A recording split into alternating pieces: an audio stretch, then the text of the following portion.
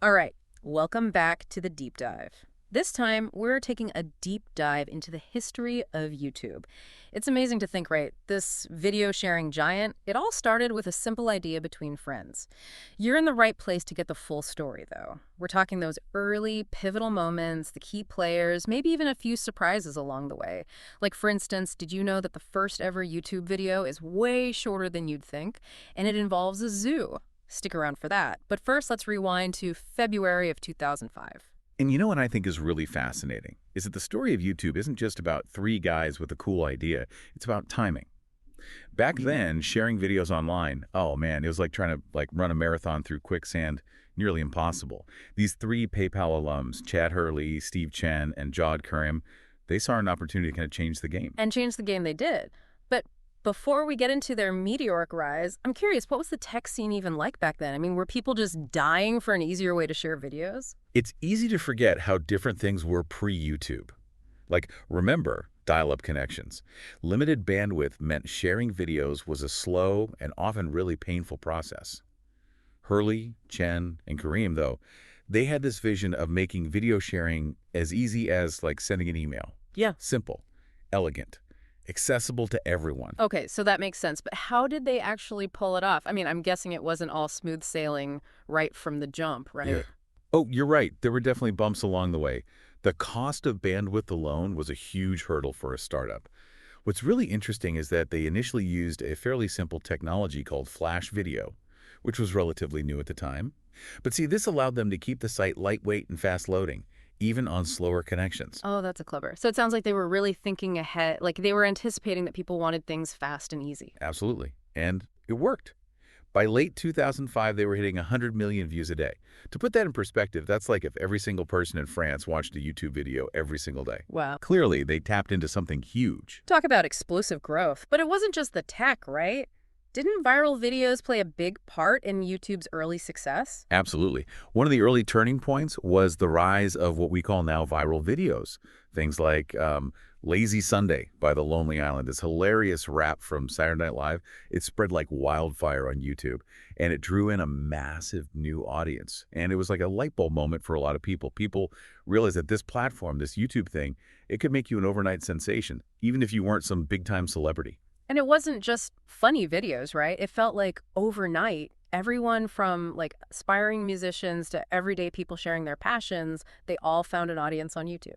Precisely. And that's what truly set YouTube apart, in my opinion. It wasn't just a platform for established media. It was a stage for anyone with a story to tell or a talent to share. This democratization of video creation was a radical departure from traditional media and a key factor in YouTube's, meteoric rise. Yeah. And the world took notice. I mean, attracting a massive $11.5 million in funding by the end of 2005. That's no small feat. That's a serious vote of confidence. For sure. It was a clear signal that investors saw the enormous potential of this platform that was capturing the hearts and minds of millions worldwide. And then, of course, comes the Google acquisition less than a year later. I mean, $1.65 billion. It's not just pocket change even for Google. What was behind that massive deal? Well, by October 2006, YouTube wasn't just a rising star. It was like a supernova. Google, always on the cutting edge of tech, they recognized the cultural earthquake YouTube was creating and saw the massive potential for growth. It was a strategic move to become the dominant force in online video. Talk about a power move. But before we dive into the Google era, I think it's time we circle back to that very first video, Me at the Zoo. It's hard to believe that something so simple could spark such a revolution. It's almost poetic, isn't it? Jod Karim, standing in front of the elephant enclosure at the San Diego Zoo, delivering a short, slightly awkward commentary on elephant trunks. It's almost a microcosm of the platform's journey. Humble beginnings, unexpected stars, and a glimpse into how quickly the digital landscape can change. Okay, I have to see this. It's wild to think about all the complex, high production value content on YouTube now, and it all started with dot elephants. It just goes to show, sometimes the most impactful ideas are the simplest ones. True. It's pretty amazing, right? This whole journey from a simple idea to a global phenomenon, it really shows how quickly things can change in the digital age. Yeah, it's a constant evolution. And that's the thing about YouTube. It's never really a finished product. It continues to adapt, innovate, and respond to the ever-changing landscape of online video, which I find fascinating. Totally. But as we wrap up our deep dive into YouTube's origins, I'm curious, what do you think was the most pivotal moment in those early years? What was the game changer that truly cemented YouTube's destiny? That's the million-dollar question, isn't it? Mm. Was it the platform's intuitive design, perfectly timed to meet the growing demand for online video sharing? Or was it the emergence of those early viral sensations that catapulted YouTube into the public consciousness? It's like the chicken or the egg dilemma. Right. Which came first, the platform or the creators? What do you think? It's fascinating to consider. YouTube provided the stage like a digital amphitheater for the world to share and connect. But it was the creators, those early pioneers of online video, who breathed life into the platform. They're the ones who shaped the culture and captured the hearts and minds of millions. You know, you're right. It was the perfect storm of innovative technology and creative expression that made YouTube the global force it is today. And that's perhaps the most enduring legacy of YouTube's origin story. It's a testament to the power of collective creativity, the boundless potential of human connection in the digital age, and the unpredictable, often chaotic, yet ultimately inspiring nature of innovation. Beautifully said. And on that note, as you navigate the vast digital landscape of YouTube today, take a moment to appreciate the journey, the innovations, and the millions of individual stories that have shaped this platform into what it is today. It's a story that continues to unfold with every upload, every view, and every connection made. Thanks for joining us on this deep dive into the origins of YouTube. Until next time, keep exploring, keep questioning, and keep learning.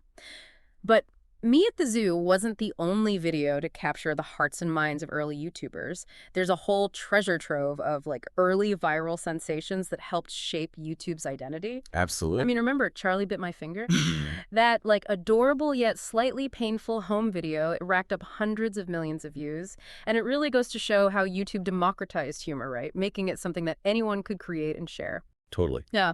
Charlie Bit My Finger, it just perfectly captures that raw, unfiltered spirit of early YouTube. It wasn't about fancy production or Hollywood budgets. It was about capturing those authentic, relatable moments that resonated with people, like on a global scale. Yeah, yeah. And those early viral hits, they weren't just silly videos either. They often sparked trends, conversations, even social movements. Remember the ALS Ice Bucket Challenge? Hmm. It felt like the entire internet was dumping buckets of ice water on their heads for a good cause. Oh, yeah. The A-list Ice Bucket Challenge is a fantastic example of how YouTube could be harnessed for social good.